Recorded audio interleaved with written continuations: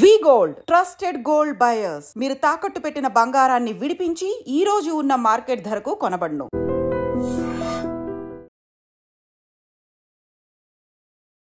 నమస్తే, welcome to I dream.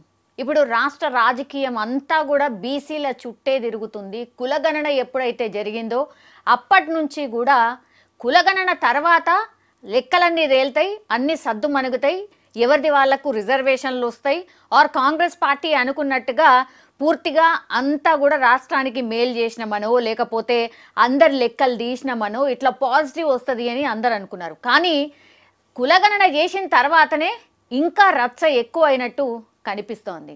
So వీటన్నిటికీ కారణం ఏంటి? ఒకటి, ఆ తర్వాత డెడికేటెడ్ కమిషన్ కూడా నిన్న రిపోర్ట్ ఇచ్చింది ప్రభుత్వానికి బీసీలకు సంబంధించి. ఆ తర్వాత ఇంకా కూడా బీసీ నాయకులు తమ వాయిస్ని పెంచినటువంటి సిచ్యువేషన్. ఎందుకు డెడికేటెడ్ కమిషన్ ఇచ్చిన తర్వాత కూడా మరి బీసీలు సంతృప్తిగా ఎందుకు లేరు? ఇవే మాట్లాడబోతున్నాం. మనతో పాటు ఉన్నారు BC welfare national president Jajula Srinivas Goud గారు. సార్ నమస్తే. నమస్తే మేడం. ఎట్లున్నారు సార్? బాగున్నారా? అంతా మంచిదే మేడం. Okay okay. కులగణన జరిగింది, అట్లనే డెడికేటెడ్ కమిషన్ కూడా రిపోర్ట్ ఇచ్చింది. అయినా సరే మీరు సంతృప్తిగా లేరు. ఎందుకు? రీజన్ అంటే కులగణన దేశంలో ఎక్కడ లేని విధంగా కులగణన చేయాలని చెప్పి కాంగ్రెస్ ప్రభుత్వం ఒక మంచి సదుద్దేశంతో ఈ కులగణన చేయాలని చెప్పి ఒక నిర్ణయం తీసుకుంది. దాన్ని మేము స్వాగతించినాం. ఎందుకంటే కులగణన ద్వారా ఎక్కడ ఏ వర్గాలైతే సామాజికంగా, ఆర్థికంగా, రాజకీయంగా వెనుకబాటు ఉంటాయో ఆ వెనుకబాటుతనం పోవడానికి పరిష్కార మార్గాలు కనుక్కుంటారు. కాబట్టి మొత్తం ఈ మెజార్టీగా ఉన్నటువంటి బీసీ సమాజం అభివృద్ధి చెందితే రాష్ట్రం అభివృద్ధి చెందుతుంది, రాష్ట్రం అభివృద్ధి చెందితే దేశం అభివృద్ధి చెందుతుంది. కాబట్టి ఈ సమాన అవకాశాలు దక్కడం కోసం కులగణన చేయాలని చెప్పి మేము 2.5 దశాబ్దాలుగా పోరాటం చేస్తున్నాం.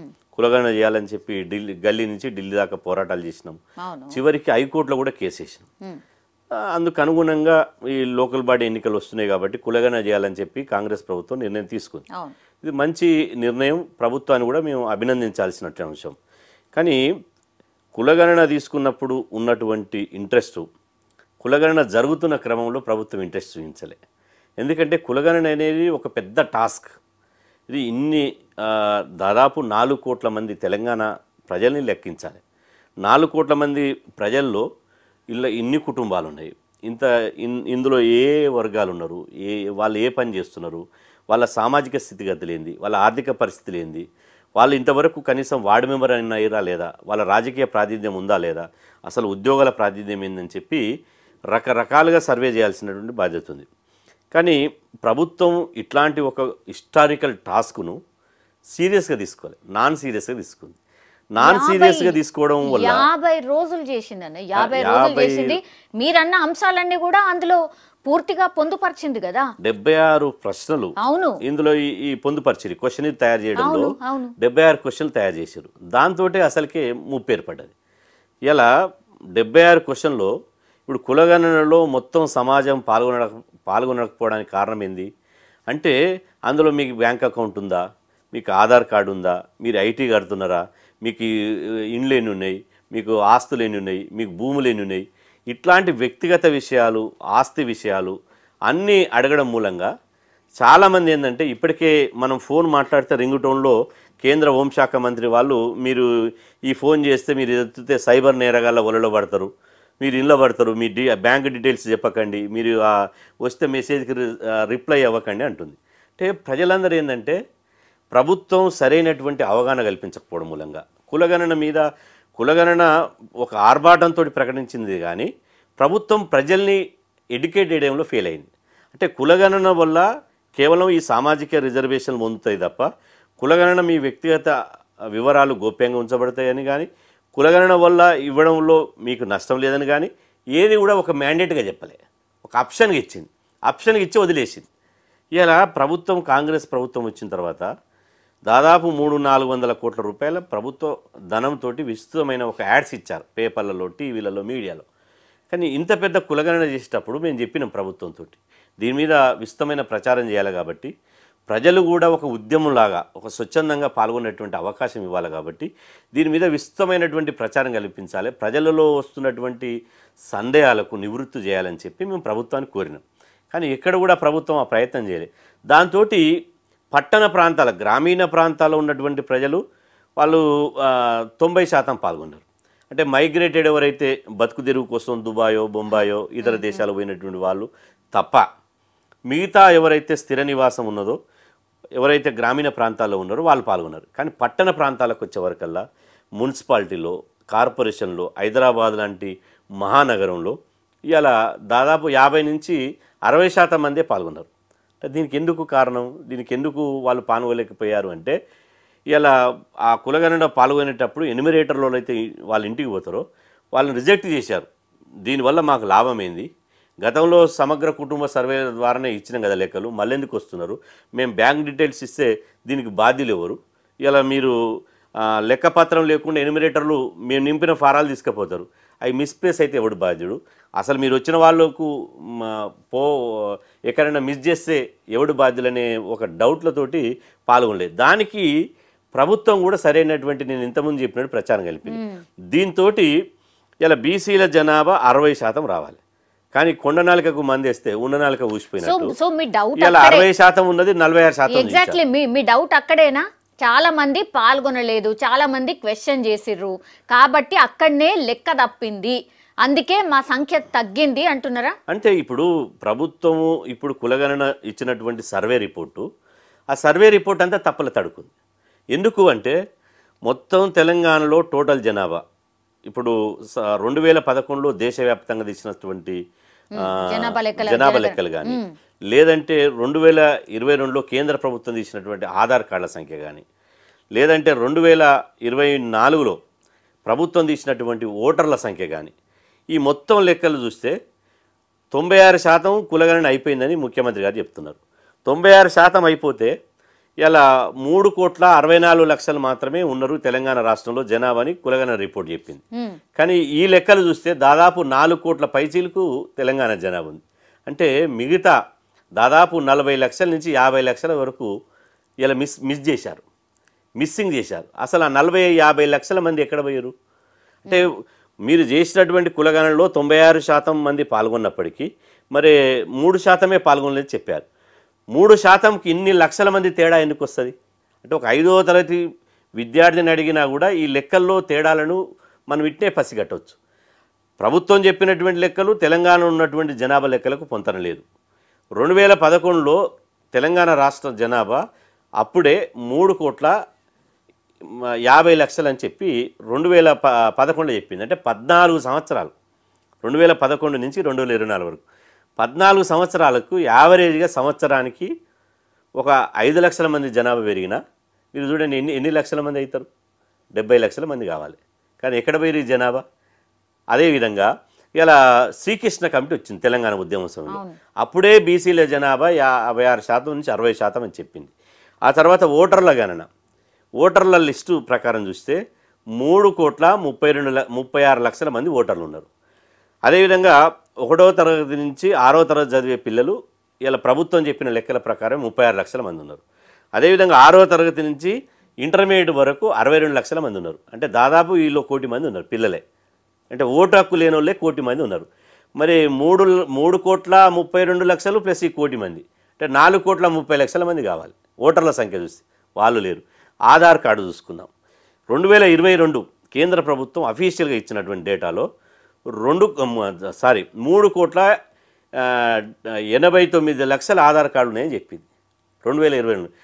ఇప్పటి వరకు సంవత్సరానికి ఒక 10% పెరిగినా కూడా 4,20,00,000 ఆధార్ కార్డు అంటే 4,20,00,000 మంది ఉండాలి. అంటే ఇందులోనే సమగ్ర కుటుంబ సర్వే, సమగ్ర కులగణన సర్వే తప్పుడు రిపోర్ట్ అని ఈ లెక్కలు చూస్తే తేలిపోయింది. దీన్ని సవరించాల్సినటువంటి బాధ్యత ప్రభుత్వం మీద ఉంది కదా. సవరించి ఇవాళ ఏం చేసింది, హిందూ ముస్లింలు బీసీ ముస్లింలు, హిందూ ముస్లింలు బీసీ ముస్లింలు ఉంటారా, బీసీలు బీసీలే. ఇవాళ 2014లో సమగ్ర కుటుంబ సర్వే లెక్కల ప్రకారమే బీసీలో హిందూ బీసీలే 51% ఉన్నారు. ఇప్పుడు 46% ఎట్లయితారు? అదే మరి అగ్రకులాల జనాభా ఓకే, జనాభా కుటుంబ నియంత్రణ చేసుకున్నారు కాబట్టి రోజు రోజుకు తగ్గిపోతుందని మీరు అనుకుంటే, భారతదేశ జనాభా 2011లో ఇలా 118 కోట్లు, ఇప్పుడు ప్రపంచంలో చైనాను దాటిపోయింది 142 కోట్ల జనాభా. అంటే ప్రతి సంవత్సరం జనాభా రేషియో దాదాపు 22 కోట్లు పెరిగింది. ఇక్కడ బీసీలేమో 21 లక్షల మంది దగ్గరని చూపించరు, అదేవిధంగా అగ్రకులాలేమో 16 లక్షలు పెరిగిరని చూపించరు. ఎట్లా పెరుగుతుంది? ఈ మాయమంత్రం ఎట్లా చేసిరు? ఏ విధంగా పెరుగుతుంది అంటే అసంబద్ధమైన అశాస్త్రీయమైనటువంటి లెక్కలు చెప్పడం మూలంగా ఇలా బీసీలకు జరగరానటువంటి నష్టం జరుగుతుంది. కులగణన చేయకపోయినా పర్వాలేదు, కానీ కులగణన చేసి మీరు తప్పులు లెక్కలు ఎట్లా చెప్తారు? దాని మీద మేము అందుకని ఆందోళన చేసి ఆ కాగితాలను చింపేసి ఈ కులగణన రిపోర్టు చిత్తు కాగితాలతో సమానం అని చెప్పి మేము ఈ కులగణను మేము తిరస్కరిస్తున్నామని చెప్పి మేము చెప్పడం జరిగింది. కాబట్టి ప్రభుత్వము చేసే అటువంటి పని శాస్త్రీయబద్ధంగా ఉండాలి, అదేవిధంగా అథెంటిక్ ఉండాలి. ఎవరైనా కోర్టుకు పోతారు, కోర్టుకు పోతే కోర్టులు నిలబయ్యాయి, మరి చేసి ఏం లాభం? ఇలా బీసీల జనాభా లెక్కలు తగ్గించారని మేము అంటున్నాం, ఎస్సీల జనాభా తగ్గించారని వాళ్ళు అంటున్నారు, ఇలా అగ్రకులాల జనాభా పెరిగింది అంటున్నారు. ముఖ్యమంత్రి గారు అసెంబ్లీలో ఎంత తప్పుడు మాటలు మాట్లాడతాడంటే ఆయనే అబద్ధాలు మాట్లాడుతూ ఆయన ఏమంటే కొంతమంది అబద్ధాల సంఘం పెట్టిరు, అబద్ధాల సంఘం వాళ్ళు ప్రభుత్వం మీద వ్యతిరేకతోటి ప్రాపగండం చేస్తారు. మాది ఏం రాజకీయ పార్టీ కాదు, మాది it is a social organization, సామాజిక బాధ్యతతో మాట్లాడే వాళ్ళం. ఏ ప్రభుత్వాన్ని నిందించాలనో, ఏ ప్రభుత్వాన్ని గద్దెక్కియాలనో, ఏ ప్రభుత్వాన్ని కూల్చాలనేటువంటి ఉద్దేశం మాకు లేదు. కానీ ముఖ్యమంత్రి గారు అగ్రకులాల 2014లో అప్పుడు కేసీఆర్ గారు తీసినటువంటి సర్వేలో అగ్రకులాల జనాభా 21% ఉందన్నాడు. ఎంత తప్పు! ఒక ముఖ్యమంత్రిగా ఉన్నటువంటి వాళ్ళు అంత బాధ్యతారహితంగా మాట్లాడవచ్చునా? అగ్రకులాల జనాభా కాదు, ముస్లింల జనాభాలో 12%, ఆ 12% అగ్రకులాల జనాభా 9%, 12 + 9 21% అయింది. దాన్ని 2 మల్టిఫై చేసేసి ఇవాళ 21% అయిందని అబద్ధాలు చెప్తున్నాడు. కాబట్టి మీరు ఇప్పుడు పేరుకేమో బీసీ కులగణన అని చెప్పారు, బీసీ కులగణన చాటును అగ్రకులాల జనాభా లెక్కలు తీసి అగ్రకుల గణన చేశారు. ఇది ఎట్లా సహిస్తాం? ఎట్లా బీసీలకు న్యాయం జరుగుతుంది? బీసీలకు కేసీఆర్ ప్రభుత్వం అన్యాయం చేసి మీరు అన్యాయం చేస్తుంది, మరి ఎవరు న్యాయం చేయాలి? అంటే బీసీలు ఎప్పుడు తరతరాలుగా మోసం పడాలన్నా, తరతరాలుగా అన్యాయం జరుగుతూనే ఉండాలన్నా? కాబట్టి ఇదే మా క్వశ్చన్ అనమాట. ఇప్పుడు బీసీలకు సంబంధించిన లెక్క అసంబద్ధంగా ఉంది. ఇప్పుడు మీ రేజ్ చేస్తున్న పాయింట్ కూడా అదే, లెక్క తప్పు, మేము ఎక్కువ ఉన్నాం కానీ తక్కువ చేసి చూపెట్టినరు అనేది మీ పాయింట్. సరే, అది ఒక నిమిషం పక్కన పెడితే, బీసీల లెక్క ఒకవేళ నిజంగా తేలితే అసలు బీసీలు ఓన్లీ రాజకీయంగా ఎదగాలనా, లేకపోతే బీసీలకు కావాల్సింది ఏంది దాని గురించి ఫైట్ చేస్తుండ్రా, లేకపోతే రాజకీయాల్లో మేము ఉండాల్సిందే అని ఫైట్ చేస్తున్నాం? మెయిన్ ఫైట్ దేనికి అంటే మేడం ఇక్కడ గమనించాల్సింది ఏంటంటే, మేము బీసీ సంఘాలు పెట్టింది బీసీల కోసం ఫైట్ చేసింది వ్యక్తిగత స్వార్థం కోసం, వ్యక్తిగతంగా లబ్ధి పొందడానికి కాదు. బీసీలు అభివృద్ధి చెందితే రాష్ట్రం అభివృద్ధి చెందుతుంది, బీసీలు అభివృద్ధి చెందితేనే రాష్ట్రం అభివృద్ధి చెందుతుంది, బీసీలు అభివృద్ధి చెందితేనే దేశం అభివృద్ధి చెందుతుంది. బీసీల అభివృద్ధిని రాష్ట్ర అభివృద్ధిగా చూడాలి, బీసీల అభివృద్ధిని దేశ అభివృద్ధిగా చూడాలి. బీసీల జనాభా దామాష ప్రకారం విద్యారంగంలో కానీ, ఉద్యోగ రంగంలో కానీ, రాజకీయ రంగంలో కానీ మా జనాభా దామాష ప్రకారం మాకు వాటా వస్తుంది. మేము అగ్రకులాలకు వ్యతిరేకం కాదు, ఎందుకంటే తల్లి కడుపులోకి వెళ్ళి పుట్టినప్పుడు ఎవరు ఏ కులంలో పుట్టేది తెలియదు. ఒక ఆప్షన్ ఇస్తే అరే మేము సామాజిక హోదా గౌరవం ఉన్నటువంటి కులాలు పుట్టాలని అందరూ అనుకుంటారు. కానీ తల్లి కడుపులోకి వెళ్ళి జన్మించినప్పుడు ఎవరు ఏ కులంలో పుట్టేది తెలియదు, పుట్టిన తర్వాత ఎవరు ఎట్లా వ్యవహరిస్తారు అనేది ముఖ్యం. కానీ ఇక్కడ విషయం ఏంటంటే, ఏదైతే వృత్తి కులాలు ఉన్నాయో, ఏదైతే సేవ చేసే కులాలు ఉన్నాయో, ఈ కులాలనన్నీ బీసీ జాబితాలు చేర్చారు. ఈ కులాలను తరతరాలుగా మా తాత ముత్తాతల నుంచి సేవ చేయించుకోవడం, ఉత్పత్తి చేయించుకోవడం, మాతోటి బానిసత్వం చేయించుకోవడమే తప్ప ఈ కులాలకు రావాల్సినటువంటి విద్యారంగంలో వాట కానీ, ఈ కులాలకు రావాల్సింది ఉద్యోగ రంగంలో వాట కానీ, ఈ కులాలకు రావాల్సినటువంటి రాజకీయ రంగంలో కానీ మా వాట ఇవ్వడానికి పార్టీలు కానీ ప్రభుత్వానికి ఇష్టపడడం లేదు. కాబట్టి మేమేమన్నాం, ఇతర కులాల వాట మాకొద్దు, ఇతర కులాల వాట మాకొద్దు, ఏ కులము జనాభా దామాష ప్రకారం ఉందో వాళ్ళ వాటా ఇచ్చేయండి. కానీ మా జనాభా దామాష ప్రకారం మాకు హక్కుగా రావాల్సినటువంటి వాటా ఇస్తే మేము ఇతరులతో సమానంగా ఎదుగుతాము. ఇతరులతో సమానంగా ఎదిగినప్పుడు ఈ కులం పోతుంది.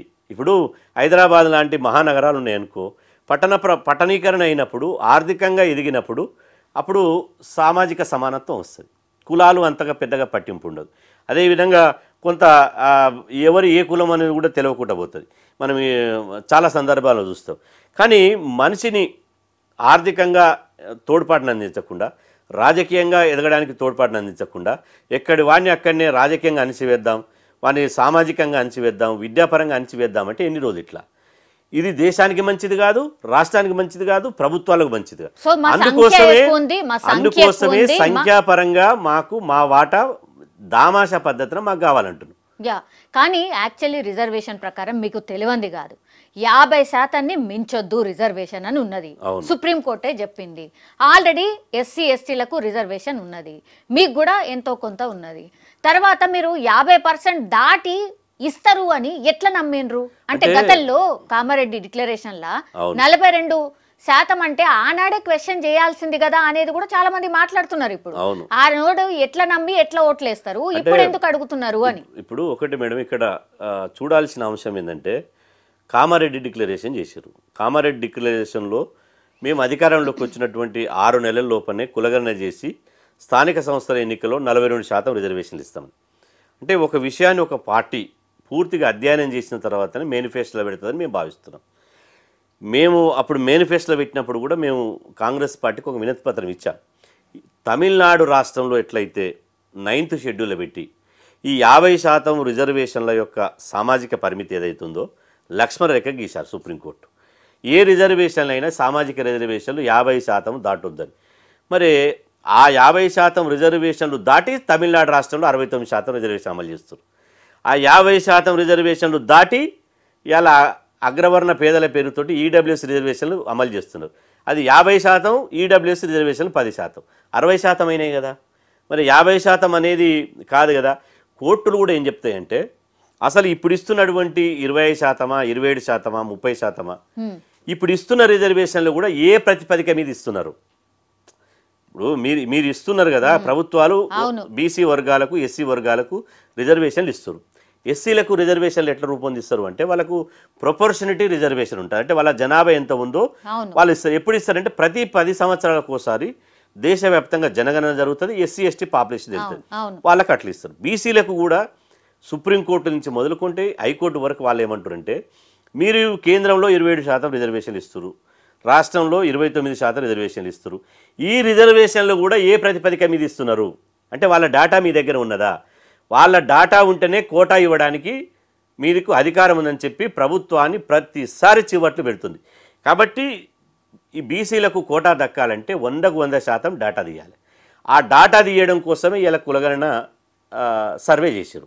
కాబట్టి కామారెడ్డిలో చేసిన డిక్లరేషన్ ప్రకారం తెలంగాణ రాష్ట్ర ప్రభుత్వం కులగణన సర్వే చేసిన తర్వాత తమిళనాడు రాష్ట్రంలో ఎట్లయితే 9th షెడ్యూల్లో పెట్టిర్రో ఇక్కడ కూడా అసెంబ్లీలో చట్టం చేసి అయ్యా మా దగ్గర ఇంత జనాభా ఉంది, తెలంగాణలో హైయెస్ట్ 60% బీసీ పాపులేషన్ ఉంది, కానీ వీళ్ళకు 78 సంవత్సరాల స్వాతంత్ర భారతదేశంలో వీళ్ళకు అందేది మాత్రం అత్యవసర రిజర్వేషన్లు మాత్రమే వీళ్ళకు. కాబట్టి వీళ్ళ జనాభాకు ఈ జనాభాలో కూడా ఇప్పుడు మేము 60% అంటే 60% ఇయ్యరు. బీసీలలో సామాజికంగా, ఆర్థికంగా, విద్యాపరంగా, రాజకీయ పరంగా, ఉద్యోగపరంగా ఎంత వెనుకబాటుతనం ఉంటుందో ఆ లెక్కలు తీసి ఆ వెనుకబాటుతనం ఆధారంగా రిజర్వేషన్ ఫిక్స్ చేస్తారు. కాబట్టి ఈ రిజర్వేషన్లు ఎంత వెనుకబాటుతనం ఉందో అంత వెనుకబాటుతనము మేము రిజర్వేషన్ ఫిక్స్ చేసినాం. కాబట్టి 50% రూల్ అనేది మా రాష్ట్రానికి మినహాయించండి అని అసెంబ్లీలో చట్టం చేస్తే, ఈ అసెంబ్లీలో చేసిన చట్టాన్ని పార్లమెంట్లో కన్సిడరేషన్ చేస్తే, పార్లమెంట్లో చట్టం చేస్తే అప్పుడు ఈ మీరు అన్నట్టు 50% సీలింగ్ అనేది ఎత్తిపోతుంది. ఆ 50% సీలింగ్ ఎత్తిపోవడానికి ఇవన్నీ మార్గాలు. కాబట్టి దీన్ని ఒక మార్గంగా ప్రభుత్వానికి యొక్క రూట్ మ్యాప్ తయారు చేసి మేము ఇచ్చినాం. కాబట్టి ప్రభుత్వం కాంగ్రెస్ పార్టీ ఆ రోజు ఇచ్చింది, ప్రభుత్వాన్ని ఆ విధంగా చేయాలని మేము అడుగుతున్నాం ఇప్పుడు. కానీ అట్లా కనిపిస్తలేదు కదా. ఇప్పుడు స్థానిక సంస్థల ఎన్నికల్లో ఇక అది సాధ్యం అయితలేదు కాబట్టి మేము ఇస్తాం కదా, మీకు ఎందుకు పార్టీ పరంగా ఇస్తాం కదా అని అంటున్నారు. ఎందుకు ఒప్పుకుంటలేరు? మీకు కావాల్సింది 42% పార్టీ పరంగా కదా ఇప్పటికీ. అంటే ఇక్కడ మేడం 2 విషయాలు ఉన్నాయి. ఒక విషయం పార్టీ పరంగా ఇవ్వాలంటే పార్టీ పరంగా ఒక హక్కుగా ఉండదు. పార్టీ పరంగా యాచించడం, వాడు బీఫామ్ ఇస్తే తీసుకోవాలి లేకపోతే లేదు. 2, స్థానిక సంస్థల ఎన్నికల్లో సర్పంచ్ ఎన్నికలు పార్టీ సింబల్ మీద జరిగాయి. ఎంపీటీసీ, జెడ్పీటీసీ ఎన్నికలు సింబల్ మీద జరుగుతాయి. కానీ సర్పంచ్ ఎన్నికలు ఏంటంటే పార్టీలకు అతీతంగా జరుగుతాయి. కాబట్టి అక్కడ పార్టీ లేదు ఒకటి. 2వ విషయం ఏంటంటే ఇప్పుడు 42% మీరు ఇస్తారు. ఒక ఉదాహరణకు ఒక జెడ్పీటీసీ ఇస్తారు. రిజర్వేషన్ల లక్ష్యం ఏంటంటే ఇద్దరు సమానమైనటువంటి సమాన స్థాయి ఉన్నటువంటి వ్యక్తుల మధ్యన పోటీ జరిగితే ఆ సమాన స్థాయిలో ఉన్నటువంటి వాళ్ళలో ఒక బీసీ బిడ్డ గెలుస్తారు. ఎవరు పోటీ చేసినా ఒక బీసీ బిడ్డ గెలుస్తాడు. కానీ మీరు పార్టీ పరంగా ఇస్తుంటే ఉదాహరణకు ఇబ్రహీంపట్నం ఉంది, లేదా మునుగోడు ఉంది. మునుగోడు జెడ్పీటీసీగా కాంగ్రెస్ పార్టీ ఒక బీసీకి ఇస్తుంది. అదేవిధంగా టీఆర్ఎస్ లేకపోతే బీజేపీ డబ్బున్నటువంటి లేకపోతే విపరీతమైన ఖర్చు పెట్టేటువంటి 100 కోట్లు ఉన్నటువంటి ఒక అగ్రకుల సామాజిక వర్గానికి సంబంధించిన ఒక రెడ్డికో లేకపోతే ఒక కమ్మకో లేకపోతే ఇతరులు ఒక వెలమకో ఇచ్చేటువంటి ప్రమాదం ఉంటుంది. అప్పుడు ఇద్దరు సమానుల మధ్యన పోటీ జరగదు. ఒక సమానుడు, ఒక డబ్బున్న ఒక పెద్ద ఆయన, వాళ్ళ మధ్యన పోటీ జరిగితే ఆ పోటీలు ఎవరు గెలుస్తారు? కాబట్టి ఇక్కడ రిజర్వేషన్ అనేది అదే మునుగోడులో బీసీ రిజర్వేషన్ అయితే ఏ పార్టీకి వెళ్ళైనా బీసీ నిలబడతాడు. ఏ పార్టీకి వెళ్ళైనా బీసీ నిలబడితే అంతిమంగా 3-4 పార్టీలకు వెళ్ళి బీసీకి టికెట్ ఇస్తే అనివార్యంగా ఒక బీసీ గెలుస్తాడు. కానీ ఇప్పుడు ఒక బీసీకి ఒక పార్టీ, ఇప్పుడు బీఆర్ఎస్ పార్టీ ఒక దగ్గర బీసీకి ఇస్తుంది, కాంగ్రెస్ పార్టీ రెడ్డికి ఇస్తుంది, ఓ పార్టీ కమ్మకి ఇస్తే ఒక పార్టీ ఇంకో బీసీకి ఇస్తుంది. అప్పుడు సమానుల మధ్యన పోటీ జరగదు.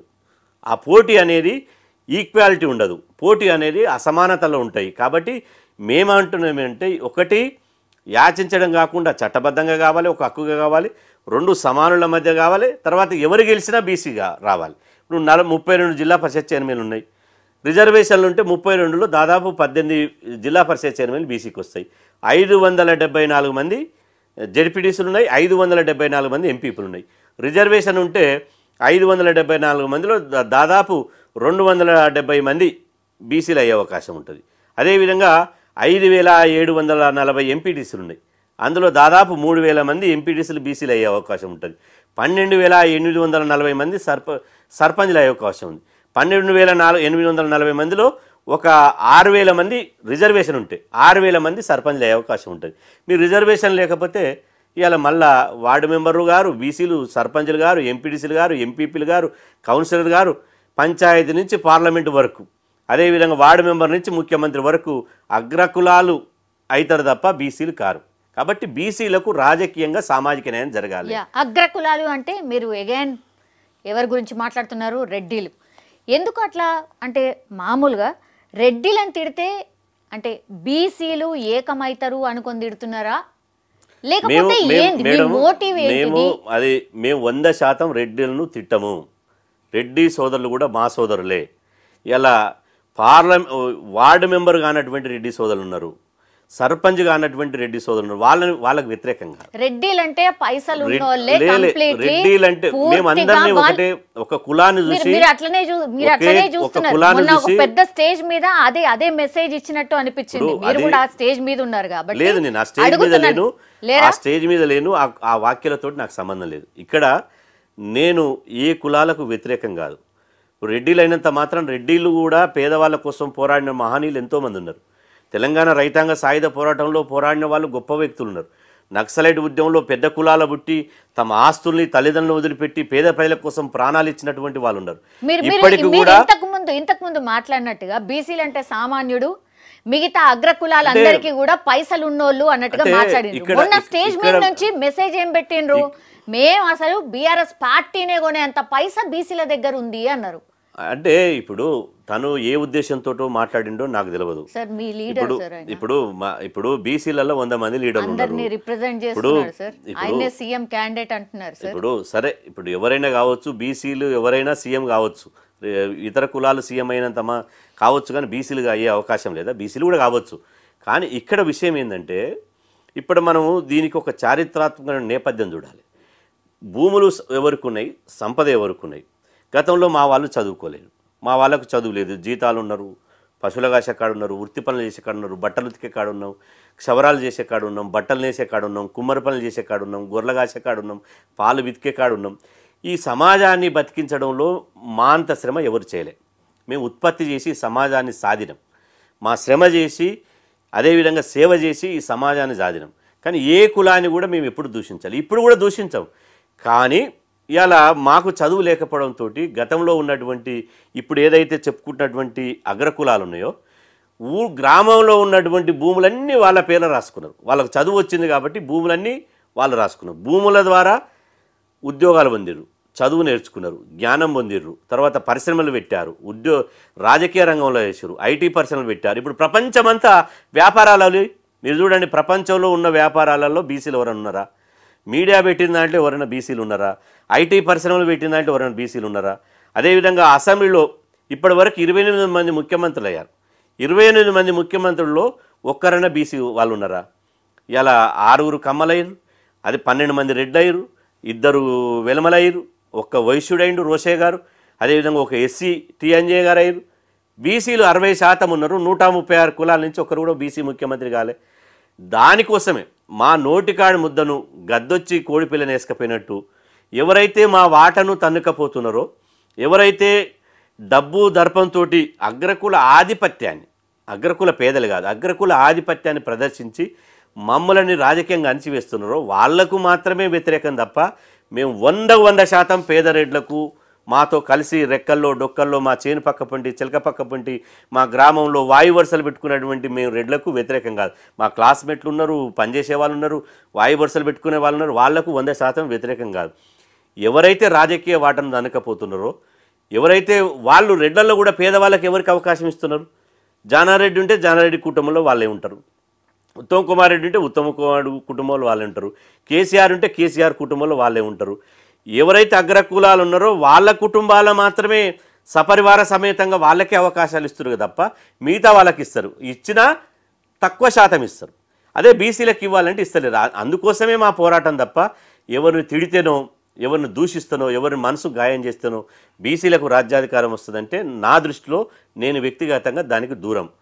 మా బీసీలకు కూడా ఇతర వర్గాలతో ఎదిగిన వాళ్ళతో అవకాశంగా ఎదగాలి, దానికి అవకాశాలు కల్పించాలి. అవకాశం కల్పించడం మాకు ఒక హక్కుగా ఉండాలి. ఈ సహజ వనరులు సంపద మాది, ల్యాండు, మైను, వైను, ఈ పరిశ్రమలు మొత్తము సహజ వనరులు కాబట్టి అందరి చేతులకు రావాలి. మనిషి సమానంగా జీవించే అవకాశం రావాలి, సమానంగా చదువుకునే అవకాశం రావాలి, సమానంగా ఉద్యోగం చేసే అవకాశం రావాలి, సమానంగా రాజకీయం చేసే అవకాశం రావాలనే తపన తప్ప ఇతర కులాలకు మేము 100% వ్యతిరేకం కాదు. ఇప్పుడు మీరు ఇంతకుముందు మాట్లాడినట్టుగా మొన్న తీన్మార్ మల్లన్న సభకి మీరు పోకపోయిండొచ్చు, కానీ ఎమ్మెల్సీ ఎన్నికల క్యాంపెయినింగ్ దాంట్లో వెళ్ళినప్పుడు మాత్రం మీరు ఆయన పక్కనే ఉన్నారు కదా? ఉన్నారు కదా. ఒక బీసీ అభ్యర్థి పూల రవీందర్ గెలిపించాలని పోయినాం. Yes, exactly. ఈడబ్ల్యూఎస్ రద్దు కావాలి అని అంటే బీసీ లీడర్ గెలవాలి అంటున్నారు. అవుతుందా అది? అంటే ఈడబ్ల్యూఎస్ అనేది ఎందుకట్లా ఐఐటి చెప్పాలి కానీ అట్లా అబద్ధాలు ఎట్లా చెప్పగలరు? పార్లమెంటులో చట్టం చేసేటప్పుడు నరేంద్ర మోదీ గారు ఈడబ్ల్యూఎస్ చట్టం చేసినప్పుడు ఏ రాష్ట్రాలకు వదిలేశాడు ఇంప్లిమెంటేషన్. ఇప్పుడు తమిళనాడులో ఉంది, ఈడబ్ల్యూఎస్ రిజర్వేషన్ అమలు చేస్తలేరు. ఇప్పుడు ఇక్కడ కూడా ఎక్కడనైనా కూడా ఈడబ్ల్యూఎస్ రిజర్వేషన్లు నిజమైన పేదవాళ్ళకి అందాలి. ఇప్పుడు బెంజీ కార్లో ఉన్న వాళ్ళు క్యాస్ట్ సర్టిఫికేట్ తీసుకొని, ఇన్కమ్ సర్టిఫికేట్ తీసుకొని పేద రెడ్డికి, పేద వైశ్యకు, పేద బ్రాహ్మణునికి వాళ్ళకు వస్తలేదు. ఎవరైతే రాజకీయంగా పలుకుబడి ఉన్నారో, ఎవరైతే ఇన్ఫ్లుయెన్స్ చేయగలిగిన వాళ్ళు ఉన్నారో వాళ్ళు క్యాస్ట్ సర్టిఫికేట్ ఈజీగా తెచ్చుకోగలుగుతున్నారు రెవెన్యూ డిపార్ట్మెంట్ని ఇన్ఫ్లుయెన్స్ చేసి. కాబట్టి ఈడబ్ల్యూఎస్లు కూడా ఏబిసిడి వర్గీకరణ ఉండాలి. ఈడబ్ల్యూఎస్ కూడా పేదరికం ఆధారంగా ఉండాలి. ఇప్పుడు ఉదాహరణకు నేను ఇంతకుముందు చెప్పిన బీసీల పాపులేషను 60% అంటే 60% రిజర్వేషన్. ఈడబ్ల్యూఎస్ కూడా ఇలా మ్యాక్సిమం 10%, 10% అనలే, అప్ టు 10% అన్నారు. అంటే ఈ రాష్ట్రంలో అగ్రకులాల జనాభా ఎంత, అందులో పేదవాళ్ళు ఎంత, వాళ్ళకు జెన్యున్గా అందాల్సిన ఎంత లెక్కలు తీసి అందులో కూడా ఏబిసిడి వర్గీకరణ, ఒకటే కులం అనుకపోకుండా అందులో కూడా ఏబిసిడి వర్గీకరణ పెట్టి ఒక పేద వయసు, మా ఊరే ఉండి కోమటోళ్ళు, వాళ్ళు తినడానికి తిండి లేదు, మా ఊరు కోమటోళ్ళు వయసులు కాలేజీలో వాచ్మెన్గా పనిచేస్తున్నాడు, ఆయనకు నెలకు 8,000 వస్తే బతకలేకపోతున్నాడు. ఈడబ్ల్యూఎస్ రిజర్వేషన్ మూలంగా ఉద్యోగం వస్తే అట్లాంటి వాళ్ళకు రావాలి. కానీ ఒక కులమే, అందులో ఒక కులంలో కూడా డబ్బున్నటువంటి ఆ సంపన్న వర్గాలు తన్నుకపోవడానికి అవకాశం లేదు. కాబట్టి బీసీలకు, ఎస్సీలకు, ఎస్టీలకు జనాభా ప్రకారం ఇచ్చిన తర్వాత అగ్రకులాల్లో కూడా పేదవాళ్లకు ఎవరన్నా ఉంటే ఇవ్వాలన్నమే తప్ప మేము ఇతర కులాలకు వస్తే మాకు కడుపు మంట లేదు, ఇతర కులాలు ఎదిగితే మాకు ఈర్ష్య లేదు. సమానం వాళ్ళు ఎవరున్నారో, ఈ సమాజంలో ఎవరున్నారో వాళ్ళకి సమాన అవకాశాలు రావాలని మేము కూడా కోరుకుంటున్నాం. ఇప్పుడు లాస్ట్లీ అంటే డెడికేటెడ్ కమిషన్ అయితే ఒక నివేదిక ఇచ్చింది. Yes madam. మరి ఆ డెడికేటెడ్ కమిషన్ కూడా నివేదిక మీకు అంటే ఇది న్యాయం జరగదు ఇక బయట అందులో కూడా లొసుగులు ఉన్నాయి పక్కాగా నో డౌట్ బీసీలు మేము మోసపోబోతున్నాం అనేది ఫిక్స్ అయినట్టున్నారు మీరు అందులో భాగంగానే ఐ థింక్ మీ ఉద్యమ కార్యాచరణ కూడా ప్రకటించబోతున్నారు అనుకుంటా ఏం చేయబోతున్నారు మేడం ఇప్పుడు కులగణన రిపోర్టును తప్పుల తడక చేశారు ఇప్పుడు డెడికేటెడ్ కమిషన్ నియమించినప్పుడే ప్రభుత్వం ఆ జీవోలని ఏమిచ్చిందంటే సుప్రీంకోర్టు తీర్పు ప్రకారం 50% ఎక్సీడ్ కాకుండా మీరు రిపోర్ట్ ఇవ్వండి అన్నది అంటే జీవో ఇచ్చినప్పుడే వాళ్ళకి చేతులకు బేడీలు వేసేసింది మీరు 50% లోపే ఇవ్వాలి కాబట్టి ఇంకా డెడికేటెడ్ కమిషన్ ఏదో ఇస్తుంది అదేమో ఉద్ధరిస్తుంది దానివల్ల బీసీలకు ఏమో ఒరుగుతుంది దానివల్ల ఏమైనా ఉంటుంది అనేది మాకు నమ్మకం లేదు ఎందుకంటే డెడికేటెడ్ కమిషన్ అయినా తెలంగాణలో సామెత ఉంది ఏ అయితేంది మూతి పనులు రాలగొట్టుకోవడానికి ఇవాళ ఏ సర్వే అయితేంది ఏ డెడికేటెడ్ కమిషన్ అయింది ప్రభుత్వం దగ్గర చిత్తశుద్ధి ఉండాలి చేయాలన్నటువంటి ఒక కమిట్మెంట్ ఉండాలి అట్లా అయితేనే చేసేటువంటి రిపోర్టు దేశంలో కమిషన్లు 100 రిపోర్టు ఇచ్చినాయి మండల్ కమిషన్ ఇచ్చారు అమలు చేయలే మురళీధరరావు కమిషన్ సిఫార్సులు ఇచ్చారు అదే అమలు చేయలే అనంతరామ కమిషన్ ఇచ్చారు అదే అమలు చేయలే కాబట్టి ఎన్నో కమిషన్లు సిఫార్సులు ఇచ్చినా కూడా దాన్ని చెత్తబుట్టలు పడేసారు ఇప్పుడు ఇచ్చినటువంటి డెడికేటెడ్ కమిషన్ వెంకటేశ్వరరావు కమిషన్ కూడా వారు కూడా నిన్న ఇచ్చినటువంటి సిఎస్ గారికి ఇచ్చినటువంటి రిపోర్ట్లు ఏముంది ఇవాళ ఎస్సీ ఎస్టీలకు జనాభా దామాష ప్రకారం ఇచ్చి మిగిలింది ఏమని ఉంటే బీసీలకు ఇవ్వండి అంటే వాళ్ళకు కడుపు నిండా భోజనం పెట్టి పెట్టాలి వాళ్ళకి ఇవ్వాల్సిందే మిగిలింది ఎంగిలి మెతుకులు ఉంటే బీసీలకు పారేయండి అని చెప్పింది అంటే ఇదేమన్నా న్యాయమా ధర్మమా మా జనాభా ప్రకారం రిజర్వేషన్లు ఫిక్స్ చేసి మాలో సామాజిక వెనుకబాటుతనం ఎంత ఉందో ఆ వెనుకబాటుతనం ఆధారంగా ఫిక్స్ చేసి రిజర్వేషన్లు అమలు చేసే బాధ్యత డెడికేటెడ్ కమిషన్ కానీ డెడికేటెడ్ కమిషన్ కొండందవి ఎలకని పట్టినట్టు ఏదో రాగం తీసింది తర్వాత ఏమి ఇచ్చింది తుస్సు అనిపించింది కాబట్టి ఈ డెడికేటెడ్ కమిషన్లతోటి మా బతుకులు మారాయి మాకు రాజకీయ అవకాశాలు రావు ఈ డెడికేటెడ్ కమిషన్లు కాకుండా సమగ్ర కులగణన మీద అసెంబ్లీలో చట్టం చేయాలి అసెంబ్లీలో చట్టం చేసి పార్లమెంటుకు పంపించాలి ముఖ్యమంత్రి రేవంత్ రెడ్డి గారు అఖిలపక్షాన్ని తీసుకుని ఢిల్లీకి వెళ్ళి ఇవాళ తమిళనాడులో జయలలిత గారు ముఖ్యమంత్రి జయలలిత గారు అగ్రకుల సామాజిక వర్గానికి సంబంధించిన ముఖ్యమంత్రి ఆమె తమిళనాడులో అసెంబ్లీలో తీర్మానం చేసి ఆ రిపోర్టుని తీసుకొని పోయేటప్పుడు చెన్నై విమానాశ్రయంలో ఒక ప్రెస్ మీట్ పెట్టి మాట్లాడింది మళ్ళీ బీసీ రిజర్వేషన్లు జనాభా దామాష ప్రకారం పెరిగినాకనే చెన్నైలో అడుగు పెడతా అప్పటిదాకా పెట్టనని శపథం చేసిపోయి పివి నరసింహారావు గారిని ఒప్పించి పార్లమెంట్లో చట్టం చేసి తమిళనాడులో ఇలా 69% రిజర్వేషన్ అమలు చేసింది బీసీలకు ఇక్కడ కూడా రేవంత్ రెడ్డి గారు ఒక ఇప్పటికి డెడికేషన్ కమిషన్ రిపోర్టు కాలే కులగణన తప్పులు తడుకుంది వారం రోజుల్లో స్థానిక సంస్థల ఎన్నికలకు నోటిఫికేషన్ అంటారు అంటే మీ చిత్తశుద్ధి ఎక్కడ ఉంది కాబట్టి చిత్తశుద్ధితోటి వ్యవహరించాలి ప్రభుత్వాన్ని వదిలిపెట్టే సమస్య లేదు బీసీలంతా ఇలా రాజకీయంగా చైతన్యమయ్యారు ఈ బీసీ ఉద్యమంలో యువకులు చేరారు ఎన్ని రోజులు ఇలా అవమానపడాలి ఎన్ని రోజులు అన్యాయం పడాలి అని చెప్పి ఒక్కొక్కరు రగిలిపోతున్నారు సోషల్ మీడియాలో ఎక్కడ చూసినా అన్నా మీరు పోరాడని అంటారు ఇవాళ ఈ కాంగ్రెస్ ప్రభుత్వానికి బుద్ధి చెప్పి అసెంబ్లీలో చట్టం చేయించి 42% రిజర్వేషన్లు వచ్చిన తర్వాతనే లోకల్ బాడీ ఎన్నికలు జరపాలనే ఒక డిమాండ్ పెట్టి మేము ఈ చలో హైదరాబాద్ పిలిపినియబోతున్నాం ఇవాళ వేల మందిని హైదరాబాద్ గదిలిచ్చి ఖచ్చితంగా ఈ ప్రభుత్వానికి బుద్ధి వచ్చే విధంగా మా కార్యాచరణ ఈ 15 రోజులనే ఉంటుంది ఈ 15 రోజులే కార్యాచరణ ఉంటుంది ఖచ్చితంగా ప్రభుత్వం ఇవాళ బీసీలు అంటే ఏంది బీసీలతో పెట్టుకుంటే ఏమవుతుంది బీసీలతో పెట్టుకున్న గతంలో నెదురుమల జనార్దన్ పెట్టుకుని ముఖ్యమంత్రి పీఠాన్ని కోల్పోయిండు బీసీలతో పెట్టుకున్నటువంటి కేసీఆర్ ఇలా చింతమడకల చింత చెట్టు కింద కూర్చొని చింత చేస్తున్నాడు వీళ్ళు కూడా బీసీలతో పెట్టుకుంటే అదే గుణపాఠం వస్తుంది విధంగా మా ఉద్యమ కార్యాచరణ అయినా సరే స్థానిక సంస్థల ఎన్నికలకు పోయిందనుకోండి ఏమైతుంది స్థానిక సంస్థలకు ఎన్నిపోతే ప్రజాక్షేత్రంలో చూసుకుంటాం ప్రజాక్షేత్రంలో కాంగ్రెస్ పార్టీ ఇది బీసీల ద్రోహుల పార్టీ దీన్ని నమ్మించినందుకు బీసీలను అడ్డంగా తడి గుడ్డతోటి గొంతు కోసింది కాబట్టి ఖచ్చితంగా దీన్ని ఇలా రాజకీయంగా బొందబెట్టాలని పిలుపునిస్తాం ఎక్కడ బీసీ ఉంటే అక్కడ ఎక్కడ బీసీలు ఉంటే అక్కడ వేయాలని చెప్తాం అది బీఆర్ఎస్ బీసీనా కాంగ్రెస్ బీసీనా బీజేపీ మాకు పార్టీలు అవసరం లేదు ఎందుకంటే ఇక్కడ బీసీల రాజకీయ ప్రాతినిధ్యం తక్కువైంది కాబట్టి బీసీలు కనీసం ఎట్లా అసెంబ్లీ సీట్లు మాకియరు పార్లమెంట్ సీటుకు అసలు దగ్గరికే రానియరు మేము అసెంబ్లీలో కుర్చీలు బెంచీలు చేసినప్పుడు ఉన్నాం అసెంబ్లీలో రాళ్ళెత్తి మా వడ్డరోళ్ళు మా సగరు ఉప్పరోళ్ళు బిల్డింగ్ కట్టినప్పుడే పోయినాం తప్ప అసెంబ్లీలోకి రానియరు పార్లమెంట్కి రానియరు కనీసం ఈ లోకల్ బాడీలన్నా సర్పంచో ఎంపీడీసో జెడ్పీడీసో ఎంపీపో జిల్లా పరిషత్ చైర్మన్ మున్సిపల్ చైర్మన్ ఇప్పుడు కావాలి సమగ్ర కుటుంబ సర్వే చేసి మోసం చేసింది బీఆర్ఎస్ అన్నారు. అసలు కులగణన సర్వేనే అసలు చేయమని బీజేపీ చెప్పేసింది. మిగిలింది ఒకటి కాంగ్రెస్. ఇప్పుడు కాంగ్రెస్ పార్టీని కూడా ఎదిరిస్తున్నారు. మరి బీసీలు ఎటువైపు అంటే ఏం చెప్తారు? మేము రాజకీయ పార్టీలకు ఖచ్చితంగా ఎవరు మేలు చేస్తే వారిని గుండెలు పెట్టుకుంటాం. కాంగ్రెస్ పార్టీ కులగణన చేస్తున్నది కాబట్టి రాహుల్ గాంధీ గారికి రేవంత్ రెడ్డి గారికి ధన్యవాదాలని చెప్పినాం. కులగణన చేసింది కానీ తప్పుల తడకతో చేసింది కాబట్టి కాంగ్రెస్ పార్టీని ఇవాళ తప్పు తెలుసుకొని దీన్ని సమీక్షించాలంటున్నాం, దీన్ని సరిదిద్దాలంటున్నాం. సరిదిద్దే అవకాశం రేవంత్ రెడ్డి గారి చేతులు ఉంది. ఇప్పుడు సంఖ్య చూపించడంలోనే తప్పు చూపించారు. మీకు అసెంబ్లీలో పెట్టేదైతే మీ చేతిలో ఉంది కదా, కాబట్టి అసెంబ్లీలో బిల్లు పెట్టండి. అప్పుడు అసెంబ్లీలో బిల్లు పెట్టి పార్లమెంట్కి పంపిస్తే మేము కాంగ్రెస్ పార్టీని అప్రిషియేట్ చేస్తాం. కాబట్టి మాకు ఇక్కడ రాజకీయ మైలేజ్ తీసుకోవాలని లేదు. మాకు రాజకీయ పార్టీ ఉండి ఒక గుర్తు ఉంటేనేమో మేము అధికారంలోకి రావాలి, ఆ రాజకీయ పార్టీని బదనాం చేసి మాకు రాజకీయ మైలేజ్ తీసుకోవాలని లేదు. ఇక్కడ బీసీలు వెనుకబడి ఉన్నారు కాబట్టి బీసీలకు ఏది మేలు జరిగితే ఎవరు మంచి చేస్తే వాళ్ళని మేము అప్రిషియేట్ చేస్తాం తప్ప ఎవరిని వ్యక్తిగతంగా నిందించాలి దూషించాలనేది మాకు లేదు. Thank you madam, thank you so much.